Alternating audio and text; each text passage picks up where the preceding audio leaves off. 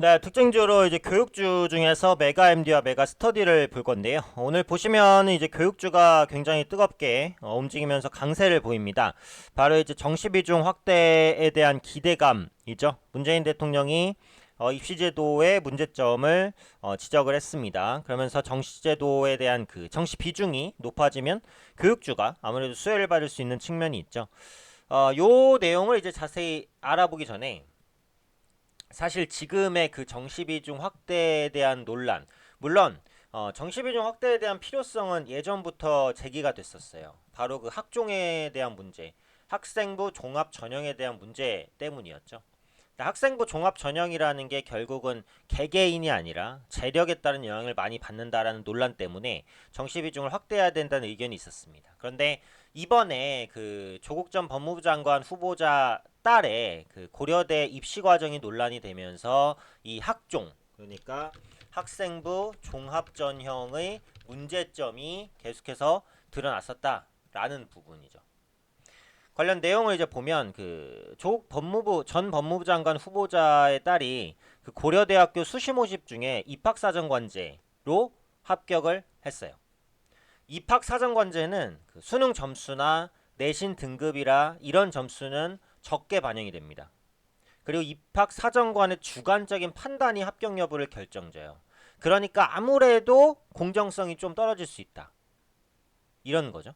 그래서 입학사정관제가 지금은 학생부 종합전형, 줄여서 학종으로 명칭이 바뀌었습니다.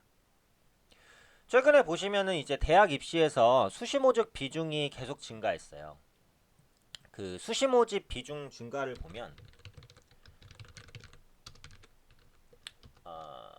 2010년에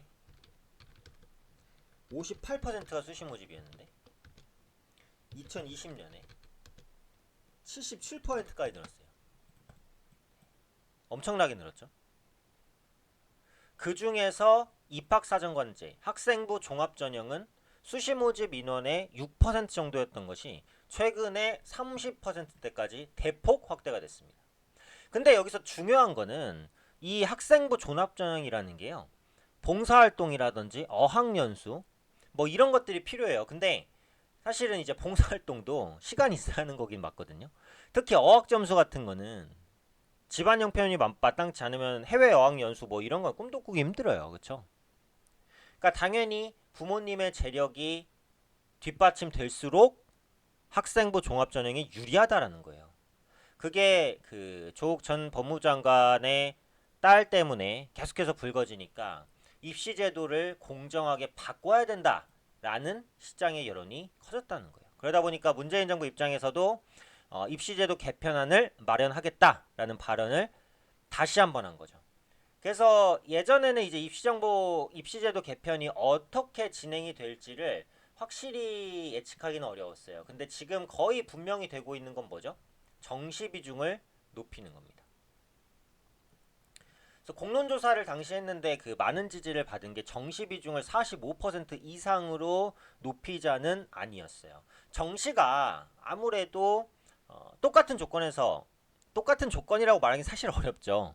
교육 환경이 좋아야지 교육을 그 공부를 더 잘하겠지만 물론 그런 것까지 따지면은 절대적으로 공정하다고 말할 수 있는 건 없으니까. 근데 적어도 학생부 종합 전형보다는 정시가 공정성이 높은 건 사실이잖아요.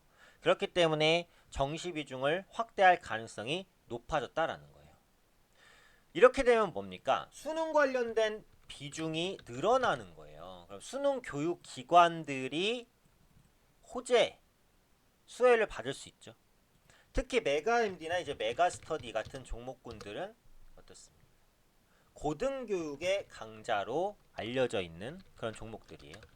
그렇죠? 그래서 아무래도 고등교육 기관들이 수혜가 가능하다라는 관점에서 오늘 교육주들이 대부분 움직이지만 그 중에서도 메가 MD와 메가 스터디가 강하게 움직인 이유라고 보시면 되겠죠.